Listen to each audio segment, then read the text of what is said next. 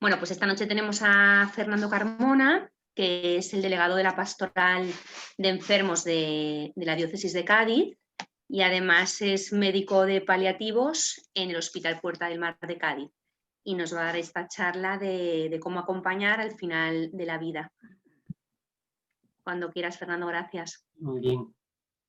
Pues eso, muchísimas gracias a todos a vosotras. Veo en las imágenes a mujeres habitualmente, por tanto intentaré dirigirme en femenino, ¿vale? Así que muchísimas gracias por la invitación. Gracias por estar ahí a estas horas, que muchas veces es complicado y más en esta situación en la que estamos. Y bueno, encantado de hablar de algo hombre, que es mi trabajo, pero es mi vocación y es prácticamente mi vida, pues atender a personas en situación de sufrimiento, con enfermedad y especialmente al final de la vida. Normalmente cuando me piden de dar alguna charla o de tener este rato de coloquio, que aprovecho ya para deciros que normalmente la experiencia es que al final, cuando tenemos el momento de las preguntas, suele ser lo más instructivo para todos y lo que más fruto da, porque salen realmente las dudas que todo este tema trae. Entonces intentaré que el momento de charla en sí sea lo más corto posible para como decía, tener esas preguntas, ¿no? Que es lo que realmente después da calidad a todo esto. Pero como decía, a la hora de presentar este momento de coloquio, de charla, de debate, suelo comentar que, bueno, efectivamente soy médico, soy internista, pero me dedico desde hace muchos años a los cuidados paliativos y soy delegado diocesano de Pastoral de la Salud. ¿Y por qué indico estas dos cosas? Casado, con una hija de 16 años, en fin, otras muchas cosas más. ¿Y por qué digo sobre todo estas dos cosas, lo de médico y lo de delegado diocesano? Porque es un tema que evidentemente atañe a ambas cosas, a la atención al ser médico de cuidados paliativos, pero también a la delegación diocesana de Pastoral de la Salud como persona creyente, pero siempre insisto en que, partiendo de que uno es delegado diocesano, entenderéis que evidentemente cuáles son mis valores, cuál es la experiencia de uno de fe y cómo vive todo este asunto del final de la vida. Eso se da por supuesto, siendo delegado diocesano. Entonces yo todo lo que voy a intentar a partir de ahora hablar va a ser como médico de cuidados paliativos. ¿Y esto por qué? Pues para intentar transmitir que esto no es cuestión de que, claro, Fernando o 4 cristianos que les gustan todo esto y que se encargan de acompañar al final de la vida a la gente desde una perspectiva. No, no, no. Esto que voy a comentar yo aquí, evidentemente, desde la fe también está bueno, aceptado, porque es una forma cristiana de morir, pero sobre todo una forma humana de morir. Entonces voy a intentar, ya os digo, expresarme siempre como médico de cuidados paliativos, ¿vale? Para intentar, aunque después la pregunta, pues evidentemente, y en algunos momentos de la charla, va a salir a relucir, evidentemente, las creencias de uno, ¿vale? Entonces, desde esa perspectiva, comenzamos. Traigo esta presentación no por nada, sino porque creo, como decía antes, que va a ser más fácil a lo mejor de llevar todo, ¿no? No es lo mismo que a lo mejor esté yo en toda la pantalla hablando, que veáis algo que siempre lo hace un poquito más didáctico, ¿no? Incluso para mí, pues también. Entonces, cuando hablamos de acompañar al final de la vida, normalmente lo que estamos hablando siempre es del tema de humanizar el final de la vida. Algo que está tan en boga actualmente en la sanidad, en los sistemas sanitarios, que es el tema de humanizar. Efectivamente, la medicina se ha ido apartando de la atención a la persona como centro y se ha ido haciendo cada vez más tecnológica, más científica y parece que se ha olvidado de la persona, ¿no? Del centro, que es el ser humano. Y ese humanizar al final de la vida, pues hoy por hoy, dentro del ámbito científico y del ámbito sanitario, pues es a lo que se dedica esta rama que son los cuidados paliativos, que es a lo que tengo el gusto de dedicarme desde hace tanto tiempo. Suelo presentar una definición de lo que son los cuidados paliativos para que más o menos entremos en un contexto, pues, y traigo varias, esta es una de ellas de las que existen. ¿Y por qué la traigo? Pues veis lo que viene a decir, ¿no? Es un enfoque que mejora la calidad de vida de los pacientes y la familia, que se enfrentan a los problemas asociados con enfermedades amenazantes para la vida, a través de la prevención, alivio del sufrimiento, por medio, en fin, el dolor, así como otros problemas físicos, psicológicos y espirituales. ¿Y por qué la traigo? Porque recalca y reseña varios aspectos que son fundamentales. Por un lado es que al final de la vida hay que atender tanto al paciente como a la familia. Nosotros siempre hablamos de la unidad a tratar en el ámbito sanitario, que es paciente y familia, y habla del dolor, así como otros problemas físicos, psicológicos y espirituales. Entonces, aquí ya aparecen dos de las primeras grandes ideas que me gustaría transmitiros. Por un lado, paciente y familia, que después la vamos a ver un poco más detallada, y por otro lado, problemas físicos, psicológicos, espirituales. ¿Ves? Bien, pues esto nos da pie a, como decía, esa primera gran idea de lo que es acompañar al final de la vida, de lo que hacen los cuidados paliativos. Solo trae esta imagen, que bueno, son las 4 estaciones. Igual podría ser perfectamente esa brújula con el norte, sur, este, oeste. La cuestión es buscar una imagen con 4 estructuras diferenciadas. ¿Por qué 4? Porque el acompañar al final de la vida es hacerlo en plenitud. ¿Y cómo se hace en plenitud? Pues teniendo en cuenta estas 4 dimensiones que son las que atañen al ser humano de forma global y que aparecían en esa primera definición de las que hemos hablado. La dimensión física biológica, la sociofamiliar, la psicoemocional y la espiritual religiosa.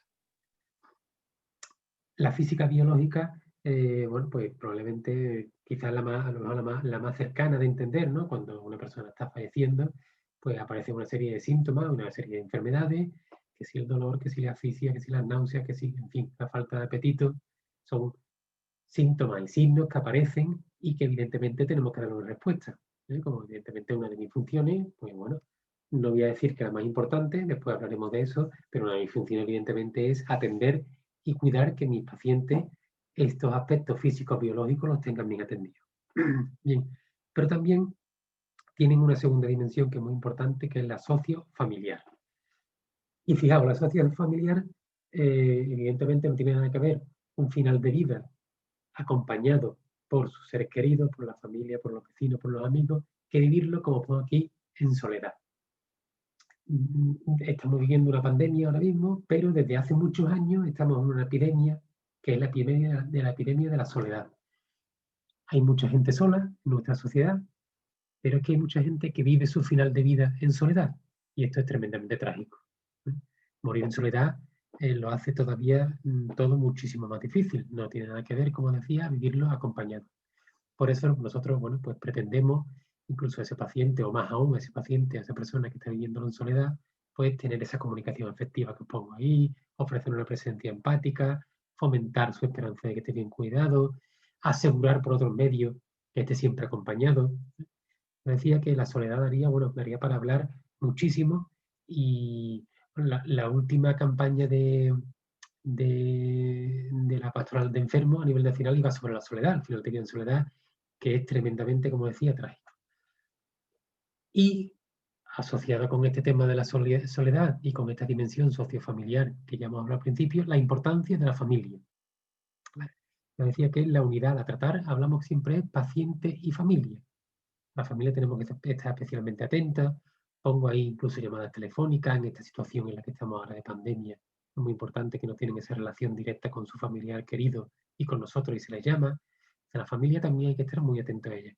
Tanto es así que en cuidados paliativos nosotros la atención la hacemos al paciente y a la familia mientras está vivo, está con nosotros, pero cuando ha fallecido seguimos atendiendo a la familia. Y esto es lo que es la atención al duelo, que es muy importante. Hay duelos que son, bueno, pues, normales, habituales, cuando una persona pierde un ser querido, con sus diferentes fases y sus historias, pero hay otros duelos que se hacen complejos, ¿eh? Y eso también hay que entender. En esta dimensión sociofamiliar es importante el aspecto del lugar donde se acompaña a la persona que va a fallecer. Habitualmente habréis escuchado que el mejor sitio donde morir es el domicilio, en la casa. Está clarísimo. A todos nos gustaría fallecer en casa con nuestros seres queridos. ¿Qué ocurre? Que no siempre es posible esto. Entonces, ante esta situación, ya os decía que hay personas que fallecen en soledad, por tanto, difícilmente van a fallecer en su domicilio. Ante esto tenemos que ser imaginativos y audaces y ofrecer alternativas. Cuando están en domicilio, se habla muchas veces de lo que es la hospitalización domiciliaria. ¿Qué quiere decir esto? Que el domicilio, la casa, sea como un hospital y todos los medios que necesite de tipo hospitalario los tengan en el domicilio. Pero yo voy un poco más allá y doy la vuelta a la tortilla. Aquella persona que no puede estar en domicilio tiene que estar a lo mejor en un centro sanitario y pasar sus últimos días de vida en el centro sanitario, ya sea por soledad, sea por una circunstancia médica que lo impide, lo que sea. Pues bien, tenemos que intentar que ese centro sanitario, que ese hospital, que esa habitación de hospital, sea lo más parecido a su hogar, a su casa. Y por eso el término contrario a lo que es la hospitalización domiciliaria, pues algo que se me ocurrió a mí, que es la domiciliación hospitalaria. Es una forma de, como decía, el hospital que se parezca lo máximo posible a su domicilio, a su hogar. Bien, hemos hablado ya de la dimensión física, biológica, la psicoemocional, perdón, la sociofamiliar, y una tercera que es la psicoemocional. Bueno, pues todos esos síntomas que pueden aparecer, esos trastornos, esas necesidades que afectan un poco más al ámbito de las emociones, de la psique humana, la tristeza, la ira, el miedo, bueno, pues todo esto también es necesario atenderlo, estar atentos. En esto de la dimensión psicoemocional, pues ha habido numerosos autores que han expresado sus teorías, sus ideas. Ahí os pongo algunos de ellos. Fijaos, cada uno expresa este acompañamiento en una serie de fases. Negación, ira, depresión, aceptación. Todos terminan desde una fase inicial en la que es el impacto hasta una final que es una fase final de aceptación. Pongo aquí diagnósticos de cáncer porque, como vamos a ver posteriormente, bueno, pues el cáncer es una de las patologías que más frecuentemente acompañamos al final de la vida en nuestro medio sanitario. Entonces, desde ese momento del diagnóstico, el paciente experimenta una serie de sensaciones de su ámbito psicoemocional que hace que pase por una serie de fases hasta que intentemos llegar al final a una fase de aceptación. Eso es lo que se pretende. Otra cosa es que después cueste más o menos, se consiga más o menos. Pues bien, esta tercera fase es la, como decía, la fase, dimensión psicoemocional, ¿vale? Hemos estado la física biológica, la sociofamiliar y la psicoemocional. Y una cuarta os hablaba, que es la dimensión espiritual religiosa. Este es un tema que, claro, como decía al principio, relacionado con mi ámbito de fe, evidentemente, como experiencia de fe, como ser delegado diocesano, pues evidentemente pues me apasiona mucho. ¿Por qué? Porque esos aspectos espirituales y religiosos que acompañan el final de la vida. Pero es muy importante decir que esta dimensión espiritual no está vinculada únicamente a los aspectos religiosos. Ahora vamos a hablar un poquito, pero muy de pasada sobre esto, porque si no estaríamos pues muchísimo tiempo. Os traigo también una definición, para ver lo que es esta dimensión espiritual. La traigo de la monografía de la Sociedad Española de Cuidados Paliativos, que ha hecho una monografía sobre la espiritualidad en clínica, la espiritualidad en cuidados paliativos, y fijaos que habla de espiritualidad como la aspiración profunda e íntima del ser humano a una visión de la vida y la realidad que integre, conecte, trascienda y dé sentido a la existencia. Se asocia también al desarrollo de unas cualidades y valores que fomenten el amor y la paz. Esta definición da mucho juego, y ahora vamos a por encima y profundizar un poco más. Fijaos que entendemos la aspiración profunda que integre, hace referencia, integrar a esa vertiente intrapersonal de la espiritualidad. Ahora os voy a presentar una serie de preguntas que seguro que es más fácil de comprender. A ese aspecto intrapersonal del tema espiritual, a las vivencias que uno tiene consigo mismo. Que conecte. Esto hace referencia a una vertiente de la espiritualidad interpersonal, conecta con los demás y trasciende. Y hace esto referencia a una vertiente transpersonal, como pone en la diapositiva, que hace referencia, bueno, pues al más allá, a Dios, al misterio. Ahora vamos a hablar sobre ello. Y decía que lo íbamos a comentar con una serie de preguntas que son las que propone este grupo de espiritualidad que os he dicho, la guía de la Sociedad Española de Cuidados Paliativos. Son unas preguntas que se han protocolizado de forma que sirva para iniciar una atención espiritual con los pacientes que están al final de la vida. Son preguntas que lo que hacen es como abrir una ventana y a partir de ahí que el paciente exprese todo lo que tiene que expresar. Fijaos, van por bloques. Dice, ¿me siento satisfecho con lo que he vivido y conmigo mismo? ¿He hecho en mi vida lo que sentía que tenía que hacer? ¿Encuentro sentido en mi vida? Fijaos que son preguntas si nos pusiéramos ahora mismo en el lugar de que vamos a fallecer o nos han diagnosticado una enfermedad terminal, pues evidentemente podrían venir a la mente rápidamente. Son preguntas que tienen que ver con esa vertiente intrapersonal dentro de la dimensión espiritual. Con lo que he vivido, con lo que tenía que hacer, sentido en mi vida. Hay otro bloque de preguntas, que fijaos que pone, ¿me siento querido por las personas que me importan? ¿Me siento en paz y reconciliado con los demás? ¿Creo que he podido aportar algo valioso a la vida a los demás? ¿A pesar de la enfermedad mantengo la esperanza de que sucedan cosas positivas? Son preguntas que están más en relación con el entorno, con los que nos rodean. En ese aspecto, en esa vertiente que os decía previamente, interpersonal con los demás. Fijaos el primer bloque, intrapersonal e interpersonal. Y por último, una pregunta que hace relación con eso transpersonal, con la trascendencia. ¿Me siento conectado con una realidad superior? Fijaos que estamos hablando de espiritualidad. El 100% de los seres humanos, de las personas, somos seres espirituales. Esto, ¿por qué para mí es algo tan importante la espiritualidad? Pues fijaos, yo soy médico y podría decir a lo mejor, mira, la parte física, biológica es la más importante. Pues yo creo que no, que es la espiritual. Espiritual. ¿Y por qué? Por una cuestión, un detalle, un ejemplo os pongo. Por ejemplo, el dolor, en torno al 70% de nuestros pacientes presentan dolor al final de la vida. 70%. Pero es que el 100% se hacen estas preguntas. Independientemente de creencias y de historia. Y de cómo mueran, y si tienen un cáncer, o si tienen ELA, o que tengan lo que tengan. Al final de la vida, nuestros pacientes, la persona, se hace todas estas preguntas. Por tanto, la dimensión espiritual hay que atenderla sí o sí a todos nuestros pacientes. Bien, pero, fijaos la última pregunta. ¿Me siento conectado con una realidad superior? ¿Vale? Aquí ya entraría un aspecto que es el tema de la religiosidad y la religión. ¿Eh?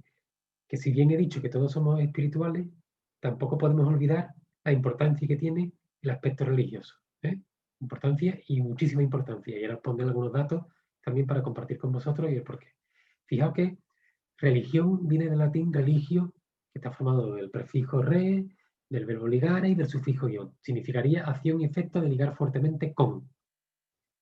Por esa pregunta que os he planteado en la espiritualidad, que es conectado con una realidad superior, nosotros estamos religados con esa realidad superior. Por tanto, el ser humano es espiritual y religioso. Todos.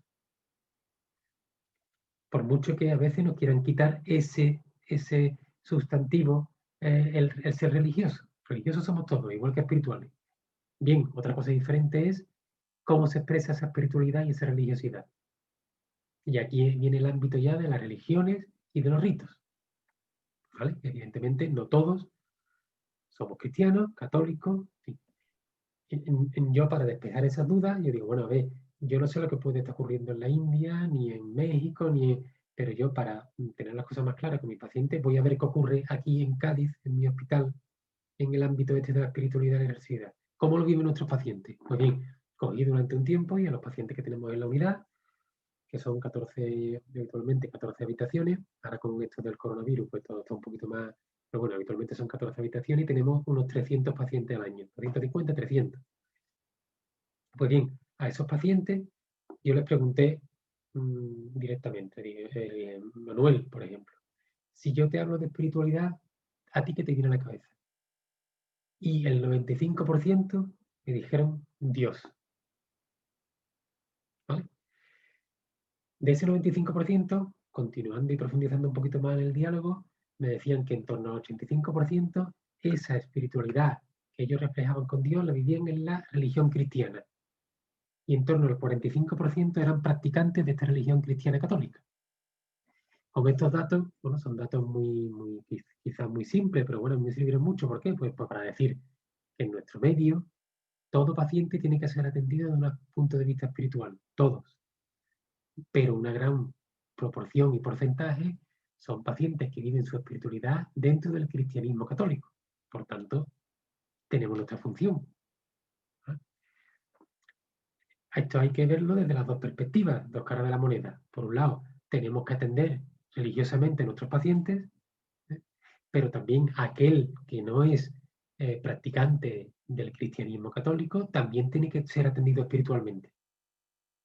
Porque los hay, un porcentaje muy menor, pero los hay. Y también deben de ser atendidos. Bien. ya hemos hecho un breve repaso de esa primera gran idea. La atención en plenitud abarca estas 4 dimensiones que os he dicho: física, biológica, psicoemocional, sociofamiliar y espiritual religiosa. Y claro, esto, segunda gran idea. Segunda gran idea. Esto no se puede hacer uno solo, evidentemente yo que sería imposible, sería incapaz. Entonces, esto se consigue gracias a que existe un equipo detrás, un equipo con profesionales sanitarios, habitualmente que conocemos, médicos, enfermeros, auxiliares, celadores de los hospitales, pero también tenemos trabajadores sociales, psicólogos, profesionales de musicoterapia y, por supuesto, capellanes de hospitales. Tienen que estar en nuestros equipos de cuidados paliativos, por todo eso lo que he comentado antes. Entonces, esto se consigue por un trabajo en equipo interdisciplinar, en el que cada uno tiene su voz, su voto y su opinión sobre las circunstancias de nuestros pacientes y su familia. Muy bien. Pasamos a otro apartado. Venga, a ver si, que también es muy importante. Estos serían como 2, 3 grandes nociones básicas para poner el contexto de lo que son los cuidados paliativos. Atención englobada a la persona, junto a su familia y por parte de un equipo. ¿Vale? Bien, en esta diapositiva os pongo también otras 3 ideas que ya vienen. Esto es para entrar un poco en el tema que está muy relacionado con todo esto, que es el tema de la sedación paliativa, la eutanasia. Yo siempre digo que a mí no me gusta hablar de eutanasia porque yo no soy eutanasiador. Yo soy un médico de cuidados paliativos. Entonces, pero bueno, entiendo que alguna referencia pues se debe hacer, ¿no? Para ver las grandes diferencias que existen entre una cosa y otra. Entonces, en un aspecto, yo os digo, un poco más clínico, es conveniente que tengamos una breve noción de 3 conceptos. Por un lado, enfermedad incurable, avanzada e irreversible. Este es la enfermedad tipo que nosotros atendemos en cuidados paliativos. Que es una enfermedad incurable, avanzada e irreversible. No todas las enfermedades son subsidiarias de cuidados paliativos. Cuidado. Estamos hablando de un determinado grupo de enfermedades, en el que por supuesto está el cáncer, por supuesto está la esclerosis lateral amiotrófica, por supuesto las demencias avanzadas, por supuesto está la insuficiencia cardíaca avanzada, la insuficiencia renal avanzada, todo eso. ¿Vale? Pero tienen que ser enfermedades incurables, avanzadas e irreversibles. ¿Vale? Luego, importante saber cuándo nos encontramos en una situación final de vida. En cuidados paliativos es cierto que estamos en una situación final de vida, pero nosotros tenemos pacientes que están con nosotros días, otros están semanas, pero hay pacientes que están meses, incluso años. Entonces, hay que saber diferenciar qué situación final de vida estamos. Pero de cara a plantear determinados tratamientos, como puede ser, ahora veremos, la sedación paliativa, hay que tener muy claro que estamos en situación final de vida, de situación de, diría yo, incluso de últimos días. Ahora entraremos en eso. Bien, y luego otro aspecto importante que es saber lo que es un síntoma refractario. Y esto va a ser muy de pasada porque quizá un poco más médico, entonces muy de pasada, ¿vale? Dentro de la medicina tenemos una serie de tratamientos que son los preventivos, los curativos y finalmente los paliativos, que es de lo que estamos hablando. Y dentro de los tratamientos paliativos hay algunos que son tratamientos sindrómicos y otros que son tratamientos sintomáticos. Un ejemplo muy rápido y muy fácil de comprender.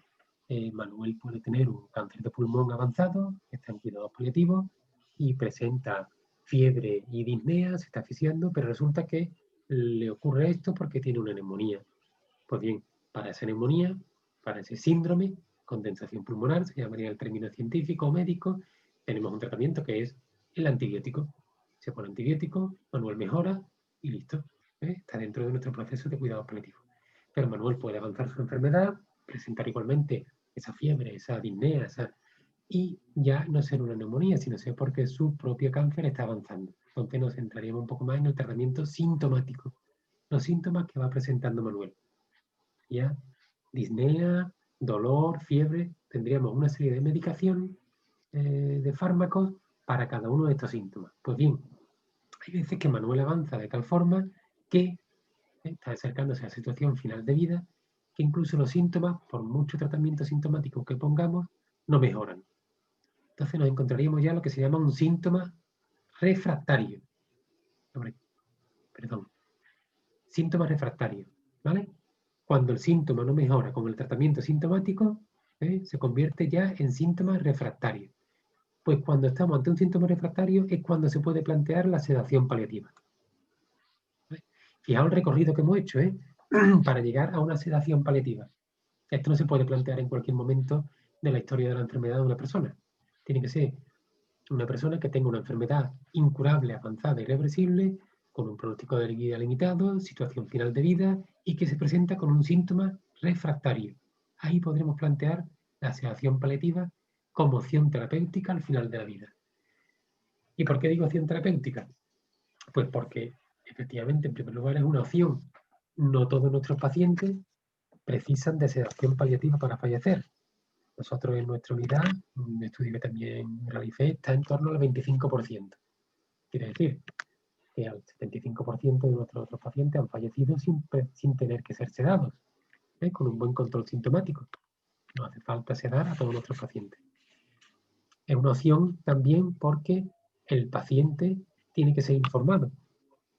Evidentemente me podría decir, Fernando, ¿y no es muy duro?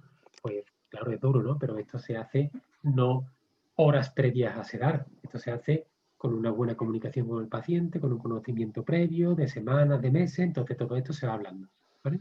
Pero es una opción que el paciente tiene que, una vez nosotros se lo ofrecemos, tiene que dar su consentimiento, ¿vale? Consentimiento que no hace falta que sea por escrito, ¿eh? Esto no es por escrito, esto basta con que nos lo diga verbalmente y nosotros lo ponemos en la historia, ¿vale? Y lo compartimos con el equipo. Si el paciente dice que no quiere, no se puede sedar. Esto también es muy importante. Cada uno su final de vida lo vive como quiere, afortunadamente. Y en esto no hay nada escrito en cómo se muere cada uno. Habitualmente nuestros pacientes no se niegan a la sedación paliativa. Eso es muy raro cuando se le explica de qué se trata. Pero bueno, si hay un paciente que no quiere, por mucho dolor o por muy mal que lo esté pasando, si te dice que no, es que no. Esto es muy importante aclararlo, ¿vale? Pero sí es cierto también que si un paciente requiere sedación paliativa porque tiene un síntoma refractario, aquí no vale objeciones de conciencia. ¿Por qué? Porque la sedación paliativa sí es una buena práctica médica, ¿vale? Bien, ¿y qué es esa sedación paliativa? Pues la definición rápida y muy fácilmente entendible es disminuir el nivel de conciencia para evitar un síntoma refractario. Disminuir el nivel de conciencia con fármacos para evitar un síntoma refractario o para que el paciente no perciba el sufrimiento de un síntoma refractario, ¿vale? Disminuir el nivel de conciencia. No estamos acabando ni adelantando la muerte de nadie, ni aquí no estamos con nada de eso. Estamos durmiendo, disminuyendo el nivel de conciencia. Igual que podemos hacer en cualquier otra circunstancia cuando se seda, por ejemplo, cuando nos operamos, son evidentemente otro contexto clínico, cuando nos operamos nos sedan, nos operan y despertamos. Pues en este caso, evidentemente, es otra situación, como decía, y no es la misma, pero lo que se hace es igual, que el paciente esté dormido, para que no perciba ese síntoma refractario que no hemos logrado controlar, ¿vale? Se utilizan una serie de fármacos, ya os digo, siempre previo consentimiento del paciente, de la familia, unos fármacos que disminuyen ese nivel de conciencia, que habitualmente son benzodiazepinas.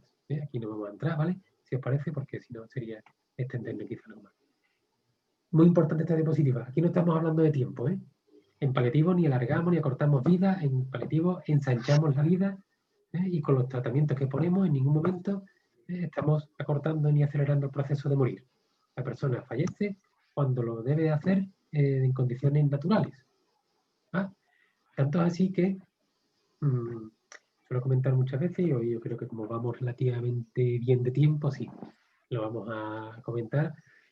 Esto de los cuidados paliativos surge relativamente hace poco tiempo. Acompañar al moribundo se ha hecho toda la vida, y habitualmente a través de la iglesia o por órdenes religiosas, así lo que. Pero ya como ámbito un poco más científico, esto empieza a surgir en torno al año 50-60 del siglo pasado, por una señora que después tengo una diapositiva de ella que se llama Cicely Saunders en Inglaterra. Bueno, pues ella hace enfermería, trabajo social, médico, para atender a los moribundos, a las personas que están falleciendo, para darle una respuesta. Desde esa dimensión global. Fijaos que estudió trabajo social, enfermería, médico, ¿vale? Para esa. Bien, pues eso surge con ella en Londres, fundamentalmente. Hay un hospital que es una maravilla, que es el St. Christopher, que es donde se iniciaron los cuidados paliativos modernos. Pues bien, cuando todo esto empieza, en torno a los años 50, a España llega en torno a los años 80 del siglo pasado, Andalucía sobre los 90, ese es el recorrido. Pues bien, cuando empieza todo esto y los primeros médicos comienzan a dedicarse a los cuidados paliativos, surge un pequeño conflicto, es decir, bueno, estamos poniendo una medicación, habitualmente era la morfina para el dolor. Aprovecho ya para decir que la morfina no es un fármaco que sede, la morfina se utiliza para el dolor y para la asfixia, pero no para sedar. Para sedar se utilizan otros fármacos, pero no la morfina. Bien, pues se usaba una serie de fármacos, entre ellos la morfina, y a los médicos le creaba ciertos problemas de conciencia porque no tenían muy claro cuando estaba todo esto en su inicio, con esas dosis iniciales, si podían estar acortando la vida de sus pacientes por evitar un sufrimiento. Tanto es así que el Papa Pío XII, cuando se enfrenta con todo esto y una serie de médicos cristianos, pues él en una carta alude a este principio del doble efecto, que como bien sabéis es cuando uno va a hacer algo bueno, si tiene como efecto secundario algo negativo, pues la actuación es moralmente correcta. ¿Vale? En este caso decía, bueno, tranquilos a estos médicos que si estáis buscando con la morfina aliviar el sufrimiento de vuestros pacientes, si por la dosis que empleáis acortáis la vida, pues no pasa nada.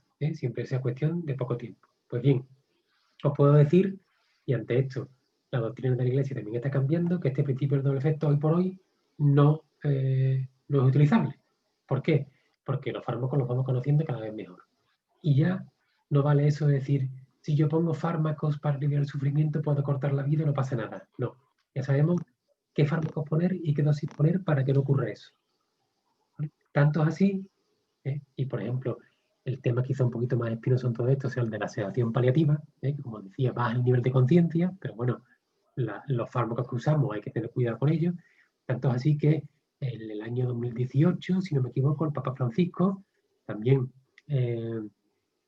hablando a profesionales cristianos, dijo que este principio del doble efecto hoy por hoy no es aplicable tal y como se hablaba el siglo pasado, sino que sería aplicable en el sentido de decir, cuando tú vas a plantear la sedación paliativa en un paciente, tú pretendes disminuir el sufrimiento, que es el efecto positivo, y el efecto negativo, que es es asumible, sería disminuir el nivel de conciencia, no acortar la vida.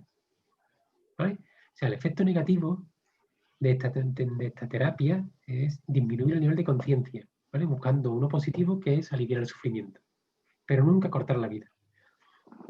Me ha llamado un poco la atención que en el último documento de nuestra iglesia, el de Samaritanus Bonum, vuelve a hablar de la sedación paliativa y no lo deja del todo claro. Y yo creo que en eso hay que ser muy claro, porque si no, es esa delgada línea roja en la que puede dar pie a que se abran ventanas, puertas y que después pues dé pie a todo. Hay que dejar muy claro que si usamos los fármacos adecuados a la dosis adecuada, no acortamos la vida de nuestros pacientes. O por lo menos esa es la sensación y eso es lo que uno cree que vive todos los días, cuando casi todos los días, no siempre, pero casi todos los días, tiene que sedar un paciente. Yo me voy a casa con la tranquilidad de que no ha cortado la vida de mi paciente, si no, la verdad que no podría vivir en conciencia, ¿vale? Si tuviera esa onda. ¿Vale? Bien, y con eso ya sabemos, ya os decía que lo iba a dejar para el final como una pincelada porque no me gusta hablar de la eutanasia, pero bueno, las grandes diferencias que existen entre sedación paliativa y eutanasia. Este es uno de los muchos cuadros que podréis encontrar en internet. La gran diferencia que existe es fundamentalmente a nivel ético, que es ¿qué intención tienes tú? Y la intención en la sedación es aliviar el sufrimiento refractario y la eutanasia es acabar con la vida de una persona. Claramente. Utilizando unos fármacos que, bueno, también son diferentes uno al otro, una circunstancia diferente, en fin, no tiene nada que ver, pero lo más claro y lo más importante es ¿qué intención tienes tú con lo que haces? ¿Aliviar el sufrimiento o provocar la muerte? Y evidentemente con la eutanasia lo que estamos haciendo es acabar con la vida de una persona, matarle. Decía que terminaba con esta imagen, que es la de Cicely Saunders, la iniciadora de los cuidados paliativos, que bueno, en una de muchas frases y y comentario, pues decía ¿no? Que yo creo que también es muy bonito, que ella le decía a sus pacientes moribundos que tú eres tú, porque tú eres importante hasta el último momento de tu vida, y por lo tanto yo haré todo lo posible por aliviarte cada uno de tus síntomas, pero principalmente te ayudaré a que vivas hasta que mueras. Porque al final de lo que se trata, el gran resumen de todo esto, yo creo que lo que pretendemos es aliviar el sufrimiento de nuestros pacientes y sus familiares. Aliviar el sufrimiento evitable, porque hay un sufrimiento que no se puede evitar, desgraciadamente. A ese sufrimiento que no se puede evitar, lo que hay que hacer es darle sentido. Como bien decía San Agustín, Dios ha tenido un hijo en la tierra sin pecado, pero ninguno sin sufrimiento. Y esta última cita de Cipriano de Cartago, que también parece muy bonita y que es muy adecuada en estos tiempos de pandemia. Fijaos, ¿no? Los que están bien cuidan de los enfermos. Los parientes atienden amorosamente a sus familiares como deberían. Los amos muestran compasión hacia sus esclavos enfermos. Los médicos no abandonan a los afligidos. Estamos aprendiendo a no temer a la muerte. Muchísimas gracias. Ahora viene el momento divertido, ¿verdad? Que es la pregunta. Muchas gracias, Fernando. Me estaban preguntando qué diferencia hay entre la sedación para una operación rutinaria de la sedación ya para aliviar ese sufrimiento refractario y si es reversible o no. Claro. A ver, yo en esto también tengo que decir, yo lo siento mucho defraudaros, pero no me considero ningún experto en nada de esto. La experiencia que tiene la de los años trabajando, acompañando a personas al final de su vida, lo que uno estudia, aprende, en fin, pero seguramente habrá muchos mejores expertos en cuidados paliativos que yo. Pero bueno, a las preguntas a lo que íbamos, evidentemente no tiene nada que ver. Yo lo he puesto como ejemplo básicamente para quedarnos en eso de lo que es dormir al paciente y disminuir el nivel de conciencia. En una operación es completamente transitoria, 2, 3, 4 horas, lo que es la operación, y luego el paciente despierta y se acabó. Y cuando estamos hablando de sedación paliativa, estamos hablando de una situación final de vida. ¿Qué quiere decir? Esta sedación paliativa se plantea habitualmente como que no es de vuelta atrás, con matices. Tenemos circunstancias también. ¿Qué quiere decir? Hay pacientes que están en este sufrimiento que os decía, en este sufrimiento refractario y que planteamos que estén dormiditos. Pero a veces, y utilizo este término muy popular, dormidito, es precisamente por eso, porque que tengan ese nivel de conciencia bajo, pero no que estén en coma, sino que estén adormecidos, porque algunos incluso nos dicen, pero que no estoy muy dormido porque tiene que venir un hijo mío, me quiero despedir de él, en fin, que hay una gradualidad, no es un cortar y dormir. En muchas de las circunstancias, hay otras que sí, por ejemplo, hay pacientes que desgraciadamente un sangrado masivo, en situación final de vida. Estamos hablando siempre de situación final de vida. Una persona con un cáncer a nivel de la boca, por ejemplo, y que se está muriendo, situación de últimos días, y tiene un sangrado masivo. Ahí, evidentemente, hay veces que tenemos que plantear una sedación paliativa de las que llamamos que se dice a pie de cama, que quiere decir que tenemos que conseguir que el paciente esté dormido para no percibir ese sufrimiento tan dramático que es esta situación, que os podéis imaginar. Entonces ahí sí, ahí es un dormir para que el paciente no despierte hasta que fallezca, ¿vale? Pero en otras condiciones sí es cierto que podemos jugar con una gradualidad dentro de la sedación, en función de lo que el paciente nos pida. O sea, que no hay vuelta atrás porque el paciente se está muriendo, no porque Claro, tú... Ese es el claro, matiz. claro, eso es muy importante. Por eso es tan importante decir situación final de vida, situación de últimos días. Yo a los estudiantes y a los residentes de medicina, cuando van por allí, hablamos sobre la sedación paliativa, siempre les digo dos cosas. Primero, si tú te planteas ser un paciente, primero que esté en situación de últimos días, ¿vale? Y lo segundo, y quizá más importante, que haya un síntoma refractario. Si tú dices, uy, este paciente que mal lo está pasando, el pobre, se está muriendo, tiene dolor, vamos a sedarlo. Yo siempre le digo a la pregunta, a ver, ¿este dolor es un síntoma refractario? ¿Podemos aliviarlo de alguna otra forma? Ah, pues sí, porque le podemos poner tal cosa. Bueno, pues entonces no cabe la sedación paliativa. Solamente cabe si está en últimos días y hay un síntoma refractario. Perfecto. Me preguntan también el tema de la desconexión de las máquinas. ¿Qué dice la Iglesia? ¿Cuándo se Claro. puede desconectar? ¿Cuándo Eso, no? eso lo vi en una de las preguntas que tú me mandaste. Es que por eso era también importante que que entendamos que en cuidados paliativos atendemos a pacientes con enfermedades crónicas, progresivas, irreversibles e incurables. Esta situación que me decís de conexión a una máquina probablemente entre más en situaciones de cronicidad. A ver, pongo un ejemplo que también tenemos nosotros pacientes arriba, pero no son de paliativos. Por ejemplo, pacientes con un daño cerebral, por un ictus o por un traumatismo, que están conectados a una máquina, ¿vale?, para respirar. Esto es una situación diferente a cuidados paliativos. Estamos aquí hablando de otros conceptos éticos, como pueden ser la obstinación terapéutica, como puede ser la limitación del esfuerzo terapéutico, que es un concepto que no me gusta y que está cambiando. Eso, llamarlo limitación del esfuerzo terapéutico creo que no es correcto. Yo prefiero llamarlo adecuación de medidas terapéuticas, porque aquí no estamos limitando y mucho menos un esfuerzo con nuestros pacientes, y aquí estamos adecuando lo que le hace falta al paciente, ¿vale?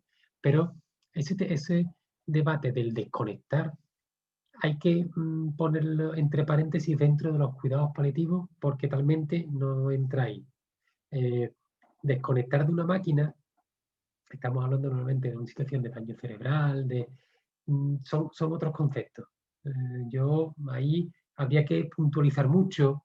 Hay situaciones en las que a lo mejor hay una muerte cerebral y sí es ético y correcto retirar de una máquina. Hay otras que se me han dado casos que no creo yo, no entendí yo que fuera ético, ni mucho menos, y por supuesto que me negué en un paciente con ELA retirarle de la máquina, en fin, es un tema mucho más complejo, mucho más complejo. Vale. Ya para terminar con las sedaciones, me preguntan, en el caso del COVID, si se siga al paciente, puede ser que sea negativo para su posible recuperación porque la persona no lucha igual y se esfuerza menos en respirar. Vale, muy bien, porque además si hablamos también de la situación actual. Sedar a un paciente en esta pandemia de COVID, por COVID, se me ocurren dos posibilidades. Una, que esté en situación final de vida, ¿eh? Ya sea por el COVID o sea por su enfermedad, se esté muriendo. Puede ser una persona con un cáncer que se esté muriendo y que además tenga un COVID. ¿Está? Entonces, estamos en el mismo contexto en el que hemos hablado de cuidados paliativos. Entonces, no hay ningún problema, evidentemente, con la sedación paliativa. Puede ser también que una persona que relativamente estaba bien y que coge el coronavirus y progresa mal, la evolución es muy mala y termina falleciendo por coronavirus, por neumonía por coronavirus o por la complicación que sea. Bueno, pues si estamos en situación final de vida, también es más que lícito sedarlo, por lo que decía antes, evitar el sufrimiento, ¿vale? Son los contextos y las situaciones en las que se pueden plantear una sedación paliativa, en una situación de COVID. Hay otra, evidentemente, pero que eso ya no tiene que ver con todo esto, cuando, por ejemplo, hay que intubar a un paciente. Cuando con el COVID hay una complicación respiratoria y el paciente requiere ser intubado, evidentemente hay que sedarlo, pero esto no es una sedación paliativa, esto es sedarlo para que esté dormido y se le pueda intubar. Y el paciente permanece intubado, pero tiene que estar en coma farmacológico para que pueda estar intubado, si no, ninguno de nosotros puede estar con un tubo en la garganta, despierto. ¿Ah? Entonces, esa es otra situación. ¿Vale? Entonces, situación final de vida con coronavirus, que el paciente esté falleciendo, pues por supuesto que necesita una sedación paliativa si hay un sufrimiento y que sea refractario. Esto no implica que haya una depresión respiratoria ni que vayamos a influir, no. Estamos en la misma circunstancia que estábamos hablando antes en cuidados paliativos. Perfecto. Me dicen también, ¿es cierto que nunca se debe privar al enfermo ni de alimentación, ni de hidratación, ni de oxigenación, ni de higiene? Vale. Ni de higiene, ha dicho, podemos empezar por lo último, evidentemente de higiene a nadie. Los cuidados, por eso además, una de las cosas bonitas que tiene esta rama médica sanitaria es que se llama cuidados paliativos, porque los cuidados, el cuidar, todo paciente, toda persona puede ser cuidada. Independientemente, habré escuchado mucho por ahí también, hay gente que no puede ser curada, pero sí todo el mundo puede ser cuidado. Evidentemente los cuidados, el aseo, la higiene, eso hay que mantenerlo hasta el final. Adaptado, todo hay que hacerlo adaptado a la circunstancia y situación clínica del paciente y lo que sea mejor para él. ¿Qué quiere decir? Por ejemplo, en el tema del aseo. No es lo mismo el aseo a cualquiera de nosotros por cualquier enfermedad, que hay que levantarlo, moverlo, la sábana, que si la persona está en situación de último día, incluso sedado, que el aseo debe de ser mucho más cauteloso porque no se trata de que no despierte y tenga sufrimiento el paciente. Bien, el aseo. Pero también habláis de la alimentación y la hidratación. Este tema es muy importante y la oxigenación. Bien, el oxígeno mm, científicamente parece claro, cada vez más, que el paciente en situación final de vida, de últimos días, no percibe la falta de oxígeno que puede tener cuando a lo mejor no tiene una mascarilla o unas gafas nasales. Eso no lo percibe, porque requiere menos oxígeno que nosotros en condiciones normales. Por tanto, probablemente en muchas circunstancias no haría falta que tuviera aporte de oxígeno. Lo que pasa es que nosotros lo ponemos porque, bueno, mientras que no sea contraproducente para el paciente. Recordad también el oxígeno, si por ejemplo se pone en mascarilla, eso seca mucho los conductos nasales y la boca, por tanto, igual no le viene bien al paciente. Entonces, el oxígeno se pone, pero como decía antes, siempre buscando el confort del paciente. Y a veces hay que poner un poquito nada más, una gafita y se acabó. Porque el paciente en esta circunstancia no va a morir porque esté con falta de oxígeno, fallece por su enfermedad. Esto siempre hay que recalcarlo. ¿Vale? Nutrición y hidratación, pues igual.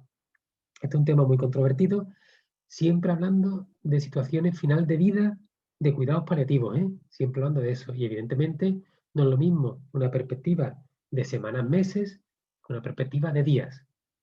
¿Vale? En semanas, meses, evidentemente, hay que seguir administrando, pues, por supuesto, la alimentación necesaria y la hidratación necesaria, eso está clarísimo, pero cuando estamos en situación de últimos días, de últimos momentos, es lógico pensar que si el paciente está en un sufrimiento, está sedado o está falleciendo en los últimos días, evidentemente no requiere el mismo aporte tanto de alimentación o nutrición como de hidratación que nosotros. ¿Por qué? Porque nosotros lo que nos aportan lo eliminamos. El paciente que está en sus últimos momentos de vida, aquello que se le aporta no es capaz de eliminarlo. ¿Qué quiere decir? Que se retiene.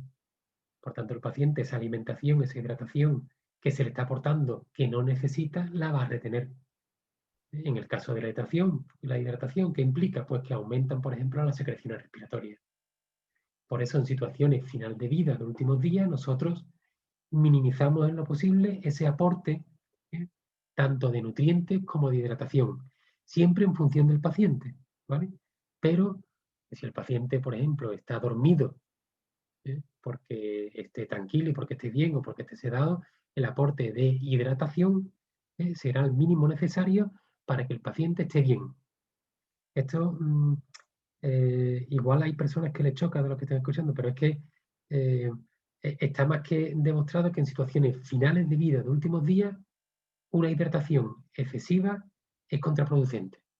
Estamos hablando, insisto, últimos días, no estamos hablando de semanas ni meses, eso sería otra situación. No estamos hablando de pacientes con daño cerebral, que están en coma, con un respirador, ahí no estamos hablando que se le quita el respirador, porque esta idea va asociada mucho en su conjunto, ¿no?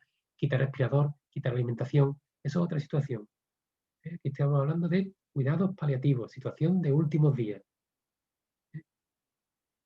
No sé si he respondido Sí, adecuadamente. no, perfecto. ¿Queda claro?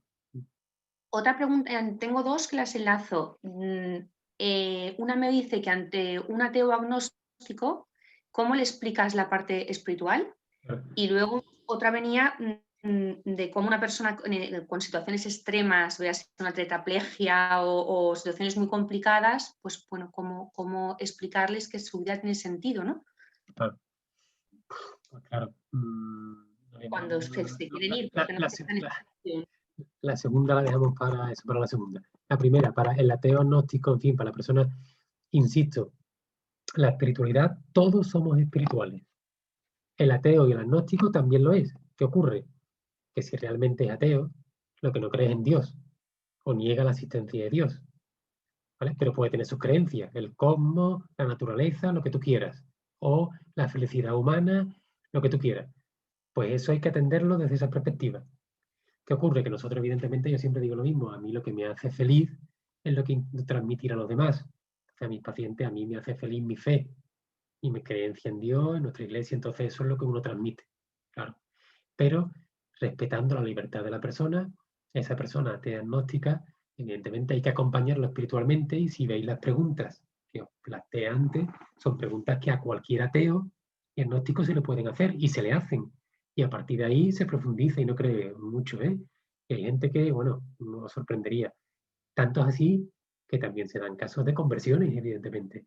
Y también se dan casos de gente que vuelve a creer en Dios muchísimo al final de la vida. Y ya os digo, incluso conversiones de sacramentos, es decir, personas que ateas y que terminan, bueno, pues pidiendo incluso sacramento del bautismo, sacramento, una experiencia muy bonita.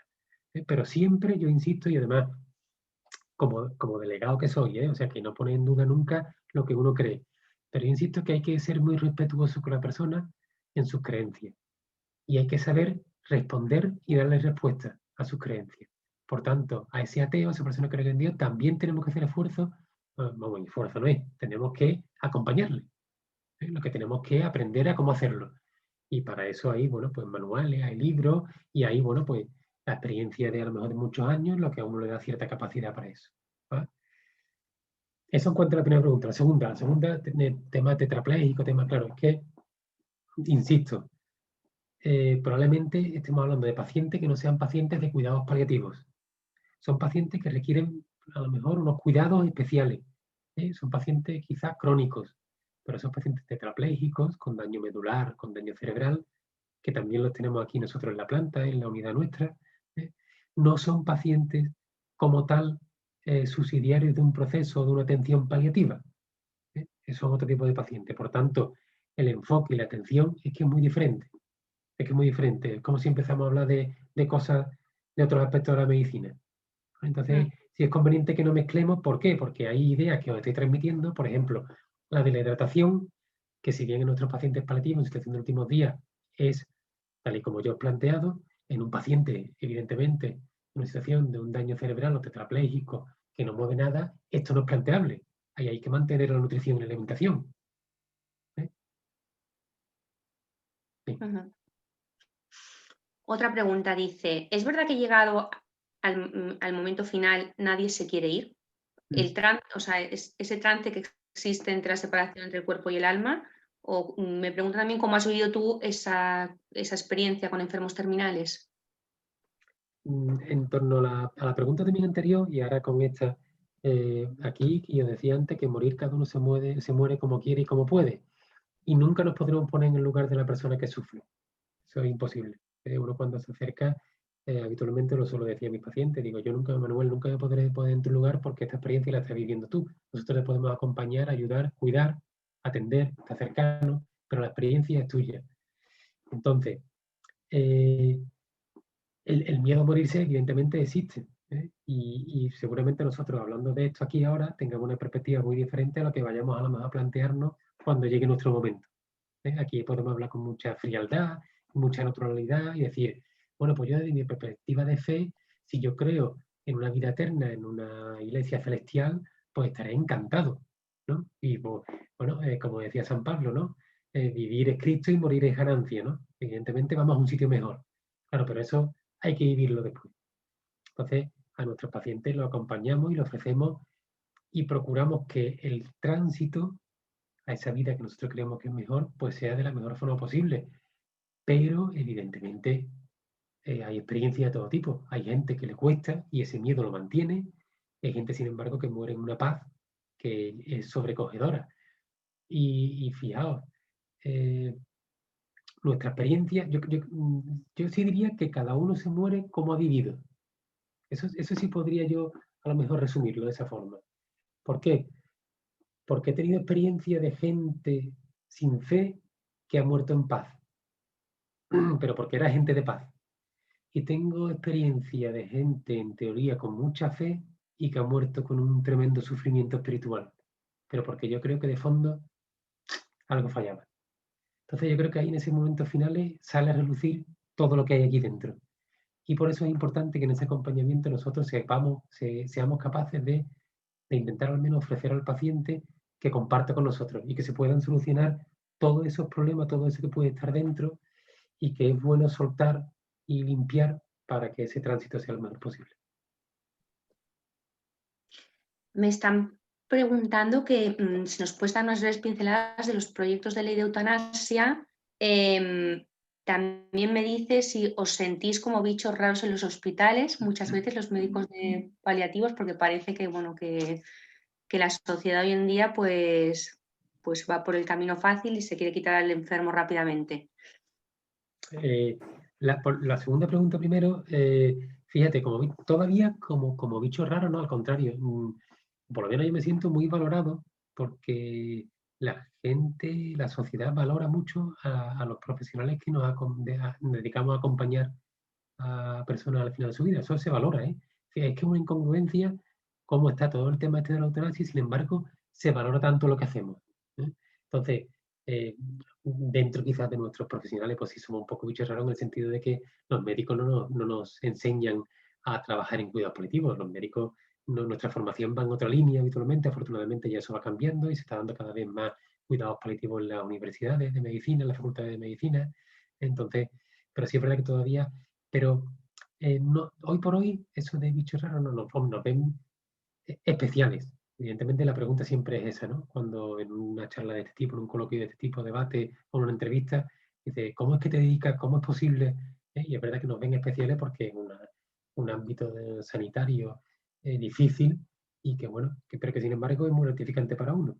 Bueno, entonces, eso enlaza con la primera pregunta, lo del tema de la eutanasia. A ver, es que es una pena porque evidentemente el proyecto de ley está y va a salir. Y además con todo lo que está ocurriendo, hay que tener o muy poca vergüenza o ser muy malo, yo no sé cuál de las dos cosas más, para plantear la eutanasia con todo esto de la pandemia.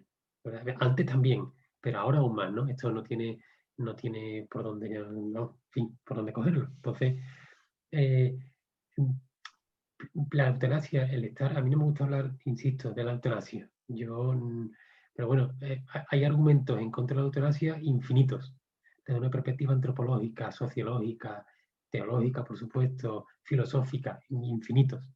Pero de una perspectiva quizá científica, sanitaria, la gran respuesta es este rato que llevamos hablando, son los cuidados paliativos. Porque efectivamente la sociedad cuando conoce lo que son los cuidados paliativos, no, las mira. Entonces, ¿cómo vas a plantear tú una eutanasia cuando los cuidados paliativos no están suficientemente extendidos en nuestro país? Según las cifras oficiales, llegamos escasamente al 40% de los pacientes que fallecen y que merecerían tener cuidados paliativos. Un 40%, hay un 60% que se nos escapan. Ofrecer una eutanasia cuando lo nuestro todavía no se ha podido ofrecer, eso no tiene sentido. Entiendo yo que estáis todos de acuerdo conmigo. Entonces, a esa intención de la eutanasia, la respuesta desde muchos ámbitos, decía, pero desde un tema sanitario está con los cuidados paliativos. La ley saldrá. La ley, pues evidentemente tendrá al principio muchos matices, muchas historias, pasará que dirá, no, pero solamente es en este supuesto. Lógicamente todo eso es mentira. Todo eso es mentira a raíz de un supuesto y con mucha argumentación legal y en teoría mucha cobertura a los profesionales y todo, a partir de ahí abrir la puerta, la gran puerta, y que esto al final se convierta en lo que se ha convertido en países de Europa que llevan ya más años con la eutanasia y del suicidio asistido y que no dejan de ser de acabar con la vida con personas que en muchos casos ni siquiera, ya no digo ni consentimiento, ni que lo han pedido, ni que nada. Es más, yo me temo, esto como lo van a enfocar desde el punto de vista de la compasión, ¿no? Qué pena, está sufriendo, vamos a acabar, hay una opción que va rápido, entonces la familia es verdad, ¿no? Yo me temo que al cabo de los años va a ser incluso algo personal, de decir, a ver, yo, Fernando, con la edad que tengo ya, una enfermedad con la que tengo, estoy haciendo sufrir yo mismo y a mi familia, que me están teniendo que cuidar. Vaya tela lo egoísta que soy si no solicito la eutanasia. Vaya tela. Pudiendo acabar con este sufrimiento para mi familia en cuestión de minutos, yo voy a estar aquí para que me cuiden y me atiendan y al final la perspectiva sea la contraria, es decir, tú eres un egoísta teniendo la eutanasia. Yo es que igual voy un poco más allá, pero es que estoy viendo qué es lo que va a ocurrir en años. Pues Fernando, yo creo que lo dejamos ya. Muchísimas gracias por todo. Yo me quedo con la frase esa que me ha encantado, que cada uno se muere como ha vivido. Me ha gustado muchísimo y muchísimas gracias por haber estado esta noche con nosotros. A todas vosotras, me he encantado y bueno, si hay que repetirla, pues aquí estamos. Cuidado, Gracias. cuidado mucho.